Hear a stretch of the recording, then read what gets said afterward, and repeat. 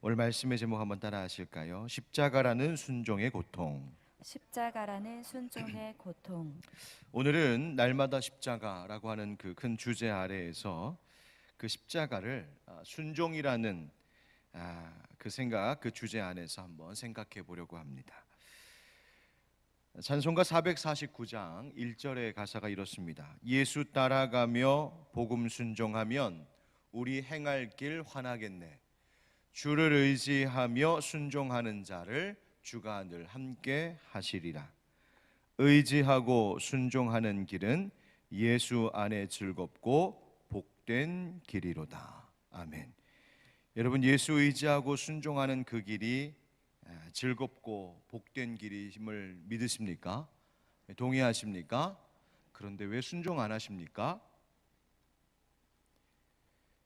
예수님 의지하고 예수님 순종하는 것, 예수 믿는 것이 즐겁고 복된 일이다 노래합니다. 그런데 그렇게 노래하고 그렇게 말할 때도 있지만 정말 그렇기만 하다면 예수 안 믿을 이유가 없고 시험 들 이유가 없고 불만과 근심 가질 일이 없고 항상 웃음만 있는 신앙생활이어야 하지 않을까요?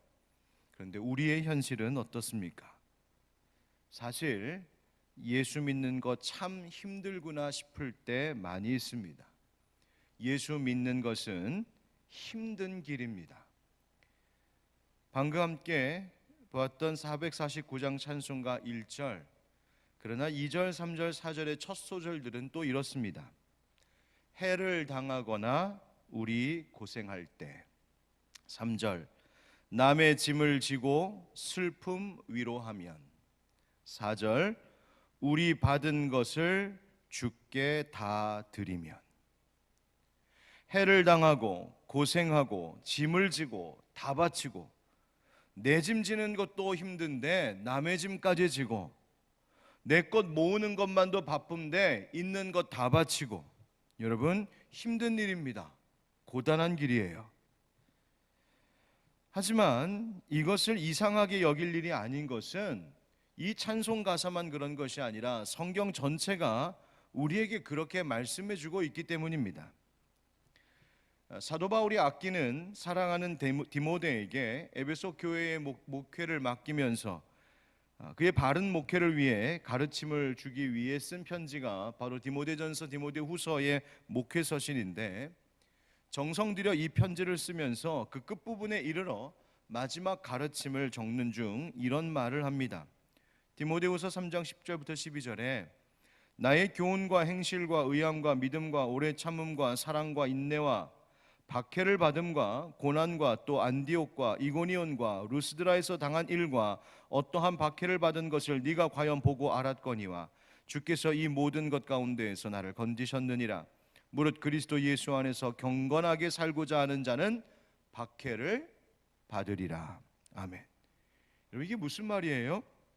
디모데야, 내가 주님의 일 해온 거 네가 봐서 잘 알고 있겠지만 내가 가는 곳마다 어려운 일 당하고 박해를 많이 받아왔단다. 그때마다 주님께서 그 모든 것에서 건져주셨지. 그래, 그리스도를 따르는 길이라는 것은 그런 거야. 그리스도 예수를 믿고 경건하게 살려고 하는 사람은 모두 박해를 받는 것이란다. 우리말 성경에는 그 의미가 살짝 가려진 것이 있는데 뭐냐면 무릇이라는 말이에요. 무릇 누구든지라는 뜻입니다. 예수 믿고 잘 믿고 예수 정말 제대로 믿으려고 하는 사람, 제대로 신앙생활하는 사람은 누구나 다, 모두가 다 박해를 받는 것이 당연하다는 겁니다. 여러분 생각해 보세요. 이제 젊은 나이에 교회를 담임하고 목회를 해야 되는 이 후배 목회자에게 사도 바울이 마지막으로 남기는 말이라는 것이 예수 잘 믿고 제대로 믿으면 복 얻을 거야, 즐거운 길이야 라는 말이 아니라 예수 잘 믿고 제대로 믿으면 모두가 박해를 받을 거야, 너도 그럴 거야. 격려와 권면의 가르침을 주는 것, 그것만이 아니라 결국 고통의 길로 디모데를 초대하고 있는 겁니다. 여러분, 그렇습니다. 첫 번째, 성경은 우리에게 고통을 말합니다. 예수 믿는 것이 고통의 길이라고 말해주고 있습니다. 여러분, 성경은 축복만을 이야기하지 않습니다. 고난 이야기합니다. 물론 예수 믿고 하나님의 자녀가 됨으로 얻게 될 축복의 약속이 분명히 있지만 사실은 그것조차도 생각해 보면 고난과 시험의 길 그 끝에 그 너머에 있는 것이지, 그 고난의 여정은 없이 처음부터 줄곧 즐겁기만 하고 기쁜 길만 약속되어 있는 것이 아니란 말입니다. 예수 그리스도의 제자로 산다는 것을 말할 때 우리는 다소 불편한 이야기를 꺼내지 않을 수가 없습니다. 어제 말씀에도 언급했던 이런 성경 구절과 같은 것인데요, 누가복음 14장 26절 27절, 무릇 내게 오는 자가 자기 부모와 처자와 형제와 자매와 더욱이 자기 목숨까지 미워하지 아니하면 능히 내 제자가 되지 못하고, 누구든지 자기 십자가를 지고 나를 따르지 않는 자도 능히 내 제자가 되지 못하리라. 아멘. 여러분, 어제 말씀 기억하십니까? 자기 십자가 지는 것이라고요. 여러분, 여기서 미워한다라고 하는 말이 나오는데 이 말은 증오하고 원수 짓는다는 뜻이 아닙니다. 이 말은 누구를 더 우선에 두느냐의 의미예요. 예수님을 따르려는 자, 누구든지 자기 십자가를 지려는 자는 모든 일에 있어서 주님이 제일 먼저요, 가장 우선이어야 한다는 뜻입니다. 부모보다도 예수님이 먼저고, 처자와 형제자매보다도 예수님이 먼저고, 심지어 자기 목숨보다도, 자기 인생보다도, 자기 젊음과 건강과 자기 소유와 자기의 꿈과 자기의 미래보다도 예수님이 먼저라고, 그것을 고백하며 그렇게 선택하며 사는 사람들이 예수님 제자라고 예수님 말씀해 주신 겁니다. 여러분, 이것이 때로는 관계의 아픔을 가져올 때가 있습니다. 여러분, 이렇게 살아가는 길 때문에 인생에 손해보는 일들이 있습니다. 부모와 처자와 형제와 자매가 나의 미움의 대상, 그들보다 예수가 먼저. 여러분, 분명히 말할 수 있습니다. 네가 어떻게 그럴 수 있냐고, 가족이 소중하지 않느냐고 원망의 말을 들을 수 있습니다. 그러나 예수님께 가장 우선의 자리를 내어드린다는 것, 그것은 정말 소중한 사람들을, 심지어 자기 목숨까지도 차선으로 밀어두는 일이기 때문에 우리는 그것이 때로는 괴로울 때가 있습니다. 그러나 여러분, 그럼에도 불구하고 이 말씀을 피할 수가 없습니다. 성경은 결코 안전한 길만 말하지 않기 때문입니다. 성경은 우리에게 탄탄대로를 장담해 주지 않습니다. 성경이 말하는 예수 따르는 길이라는 것은 광야의 길, 사막의 길, 가시밭길입니다. 성경은 예수님 따르는 길이 그렇게 고단한 길, 고통의 길이라고 말합니다. 여러분, 사실 주님께서 먼저 그 길을 가셨습니다. 그래서 우리가 두 번째 생각해 보는 것은 그런 주님께서 우리의 고통을 아신다는 겁니다. 여러분, 주님이 우리가 겪는 고통을 아십니다. 이 땅에 인간으로 오신 고통을 겪으셨지요. 만물의 주인 되신 예수님께서 육신을 입고 이 땅에 오신 것, 시간과 물질에 구속받지 아니하시는 하나님께서 그 아래로, 그 한계 아래로 내려오셨으니 그것은 고통입니다. 또 예수님은 사람과의 관계에서 겪으신 고통도 있었습니다. 예수님의 형제들, 육신의 동생들이 예수님 처음에 믿지 않았습니다. 고향 사람들도 예수님 받아들이지 않고 거부했습니다. 제자들 그토록 열심으로 따를 것 같았는데 가장 결정적인 순간에 배신하고 떠났습니다. 예루살렘 백성들 호산나 외치며 환영하는 듯 했지만 곧 얼마 가지 않아 십자가에 못 박아 죽이라고 외쳤어요. 예수님 사람들로부터 어려움을 겪는 그 관계의 배신을 당하는 아픔의 고통이 무엇인지를 아시는 분이십니다. 무엇보다 예수님 십자가에 고난당하신 고통이었습니다.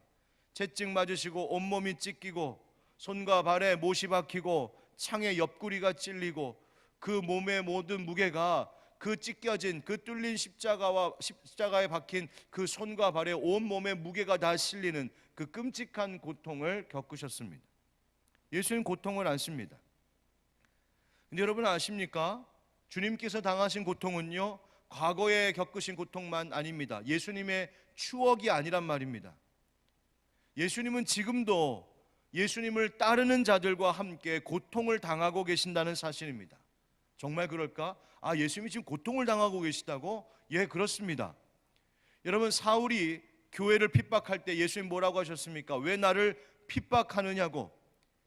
사울이 예수님 만난 적 없었습니다. 다만 교회에, 즉 믿는 자들, 예수님 따르는 제자들, 그 성도들 핍박했던 거죠. 그런데 예수님 뭐라고 하셨나요? 왜 나를 핍박하느냐고. 여러분, 지금도 주님께서는 주의 백성들이 고통을 당할 때에 우리 안에서 함께 아파하고 계신 분이십니다.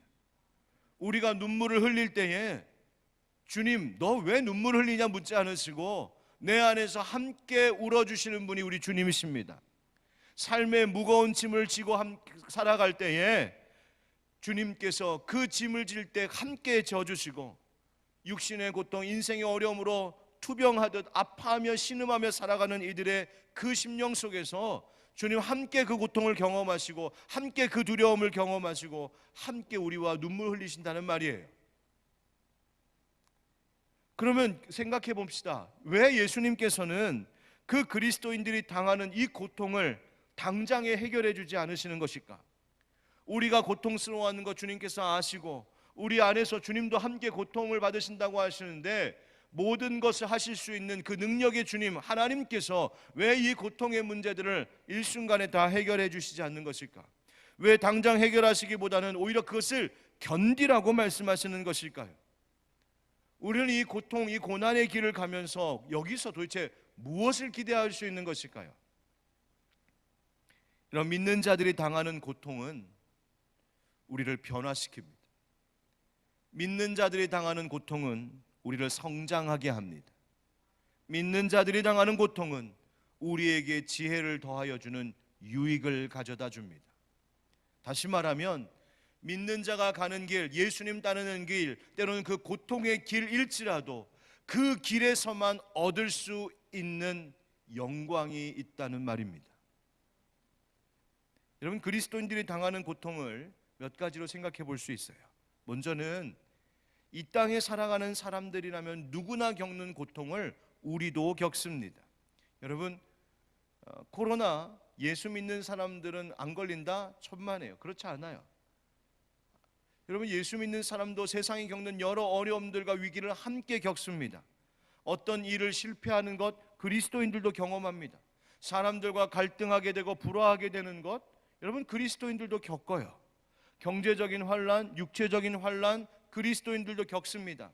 사랑하는 사람을 떠나보내는 이별, 또 우리의 죽음, 여러분 그리스도인들도 다 겪는 겁니다.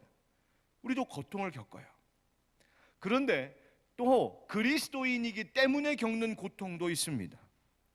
뜻하지 않게 믿음 생활 때문에 낭패를 당하는 경우가 있습니다. 원하지 않는 일인데 닥쳐오는 고통이 있어요. 내가 원하지 않았는데 예수 믿는다는 이유 때문에 내게 찾아오는 어려움이 있다고요. 근데 더한 것은 뭔지 아십니까? 때로는 그리스도의 제자이기 때문에 고통의 길을 선택하기도 한다는 거예요. 일부러. 여러분, 스데반은 분명 핍박과 죽음의 위협이 올 것을 알면서도 유대인들 앞에서 설교하기를 멈추지 않았습니다. 사도 바울은 선교 여행 그 마지막에 예루살렘 돌아가면 분명 유대인들에게 잡혀 죽을 수 있다는 것을 뻔히 알면서도 일부러 그 고통의 길을 선택했습니다. 여러분, 왜 그리스도를 따르는 사람들은 고난의 길을 피하지 않는 걸까요? 오히려 내가 이렇게 살면 손해보고 이렇게 보면 억울하고 이렇게 보면 핍박당할 것을 알면서도 왜 그 인생길 가려고 하는 것일까요?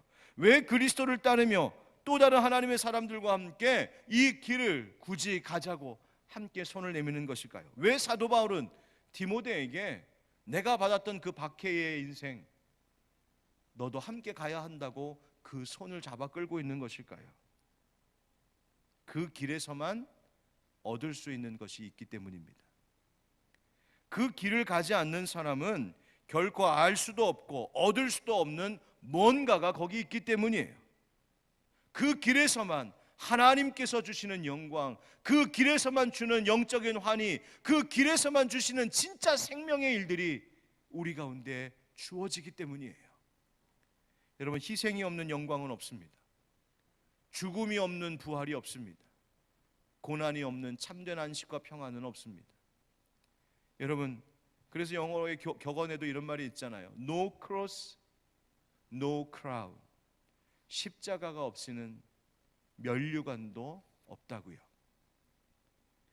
여러분, 그래서 예수님이 이 땅에 오셨습니다. 오늘 본문에 예수님께서 자기 자신을 낮추셨다고 말하고 있지요. 얼마나 낮추셨을까? 죽기까지 낮추셨고 죽기까지 복종하셨다고 말합니다.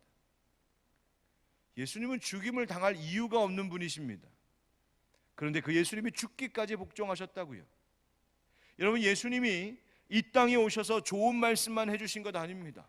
아픈 사람들 고치시고 굶고 있는 자들 먹여주시고 외로운 자들 찾아가 주시는 그저 선한 일, 선행만 하신 것이 아니라 예수님은 사실 그 모든 일들은 십자가의 죽음을 향한 일이었어요.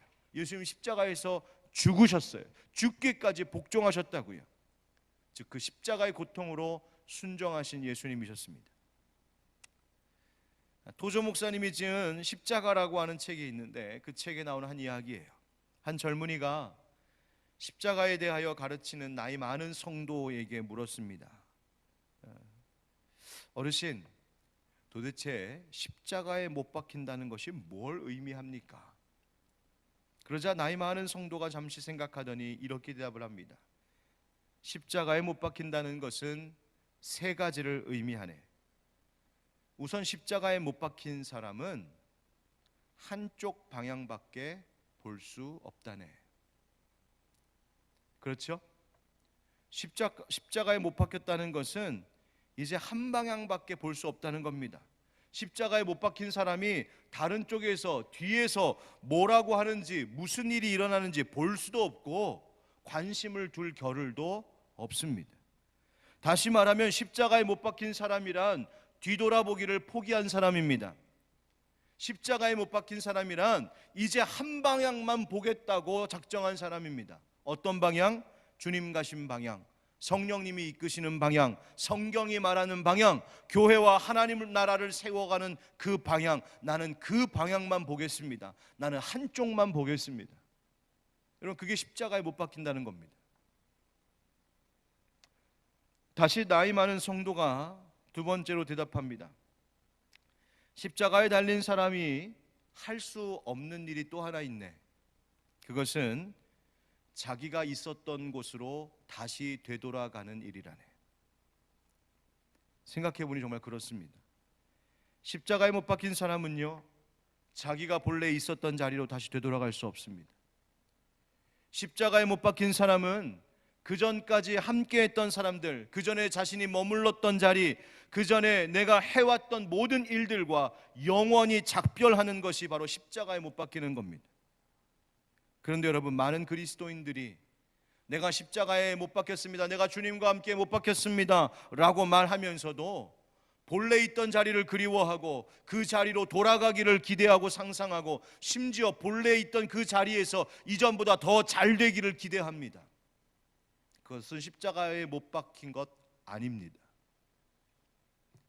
이 나이 많은 성도가 세 번째로 말해줍니다.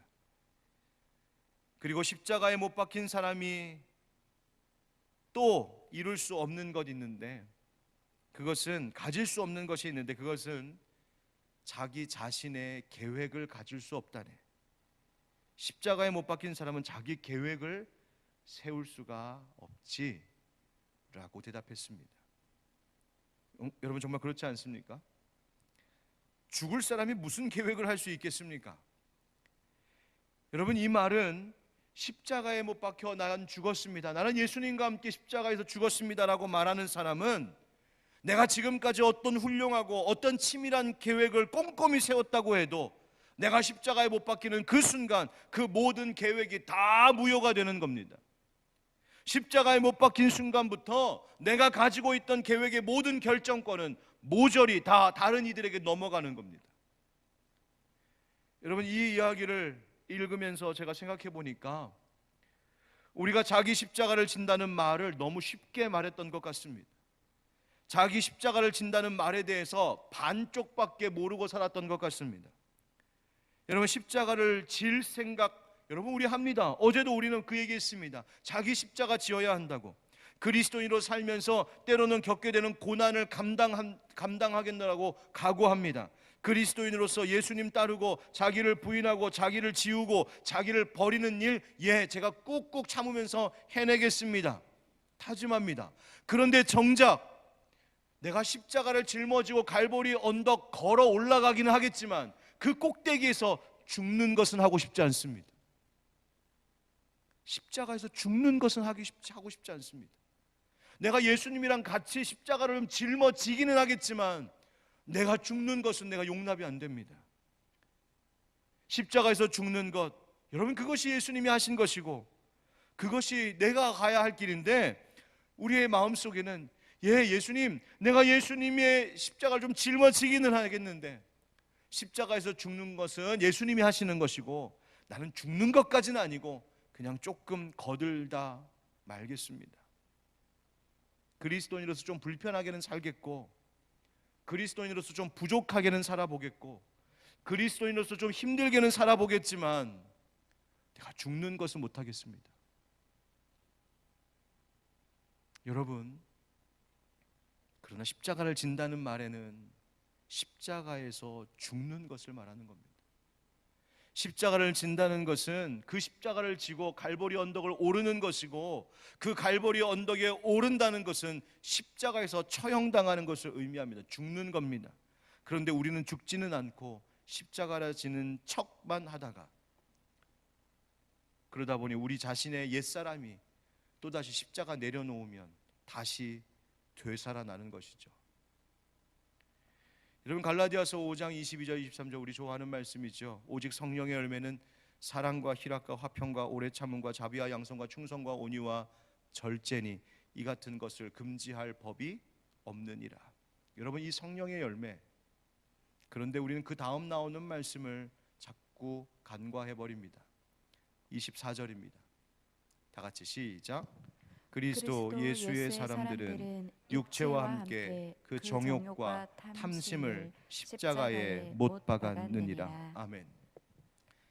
여러분, 성경은 우리 그리스도인들이 성령의 열매를 맺을 수 있는 것은 우리가 십자가에 못 박힌 자, 즉 죽은 자가 되었을 때 성령의 열매가 맺히는 것이라고 분명히 말해주고 있습니다.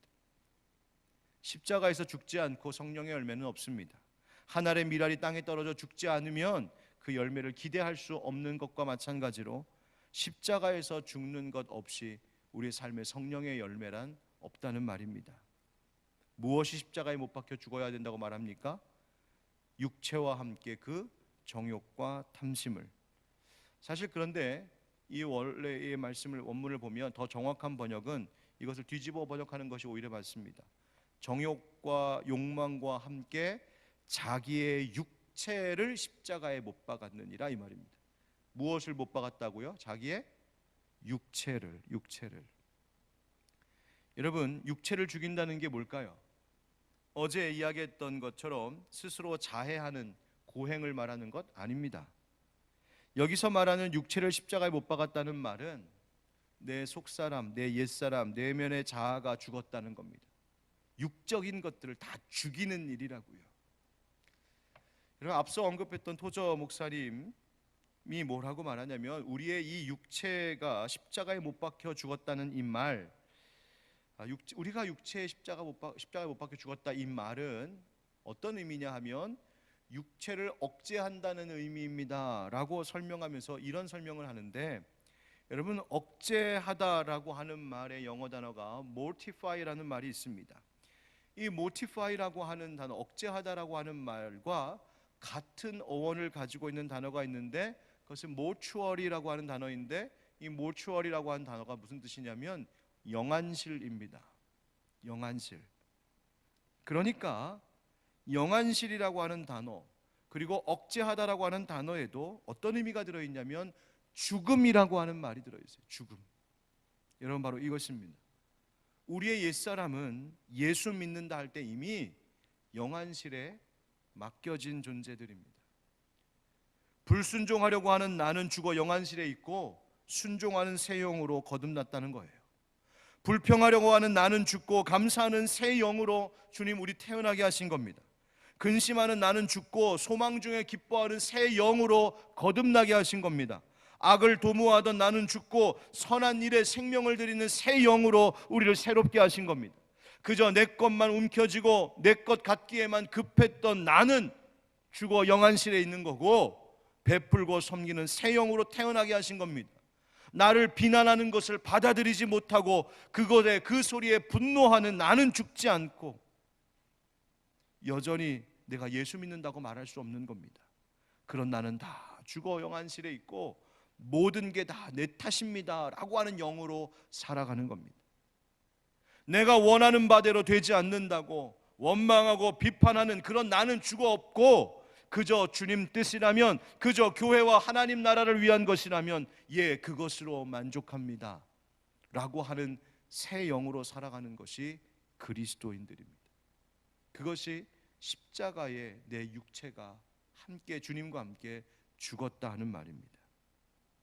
여러분, 그러면 그 십자가, 그 고통의 순종을 통해 우리가 기대하는 것이 뭘까요? 그 십자가 고통, 그 순종을 넘어 우리에게 다가오는 영광이 있기 때문입니다. 왜 우리는 이 길을 가려고 할까? 심지어 내가 자원하여 선택하여 왜 이 십자가의 길을 가려고 하는 것일까? 그 길이 예수님 가신 길이고 그것이 바로 생명을 얻게 하는 길이기 때문입니다. 하나님의 뜻을 이루는 것이요, 거기서 우리는 비로소 하늘의 상급, 거기서 우리는 면류관을 얻을 것이기 때문입니다. 찬송가 449장, 해를 당하고 고생당하고 남의 짐 지고 슬픔 위로해 주어야 되고 우리 받은 것 다 주께 드리는 것, 하고 싶지 않은 일, 고통의 일, 어려운 일이지만 우리가 그 길을 가겠노라고 작정하고 오늘도 그 선택을 하며 사는 이유가 그 찬송가 가사 뒤에 다시 나옵니다. 뭐라고요? 2절, 해를 당하거나 우리 고생할 때, 그 다음 뭐라고요? 주가 위로해 주시겠네. 3절, 남의 짐을 지고 슬픔 위로하면 주가 상급을 주시겠네. 4절, 우리 받은 것을 주께 다 드리면 우리 기쁨이 넘치겠네. 할렐루야. 하나님의 위로, 하나님을 알지 못하는 사람, 예수 알지 못하는 사람은 평생을 살아도 경험할 수 없는 그 엄청난 위로, 그리고 세상 그 어떤 금은보화가도 바꿀 수 없는 하늘의 상급, 그리고 세상 모든 일을 다 이루었다 해도 여전히 허탄할 수밖에 없는 우리의 인생 속에 세상 그 무엇과도 비교할 수 없는 진짜 기쁨, 그것이 바로 의지하고 예수 순종하는 길, 때로는 그것이 사막과 광야 길 같은 고통의 길일지라도 예수 믿고 예수 의지하고 예수님 뜻 따라 살아가는 그 순종의 길, 그 십자가의 길, 나는 죽었습니다 하는 그 길 갈 때 바로 그와 같은 위로와 상급과 기쁨이 있기에 우리는 예수 안에 즐겁고 복된 길이로다 노래할 수 있는 것입니다. 사랑하는 우리 하늘빛 광성교회 형제자매 여러분, 지금도 영상을 통하여 함께하고 있는 우리 교우 여러분, 십자가 위에서 죽는 우리가 되기를 축복합니다. 목사님, 안 죽어요. 왜 이렇게 안 죽죠? 저도 그런 것 같습니다. 그래서 오늘 또 우리는 죽어야 됩니다. 날마다 죽노라. 날마다 십자가로. 오늘도 다시 우리의 살아난 옛사람들을 십자가 위에 함께 못 박고 주님께서 주실 그 위로와 상급, 그 기쁨을 약속받을 수 있는 그 은혜가 우리 가운데 있기를 주의 이름으로 축원드립니다.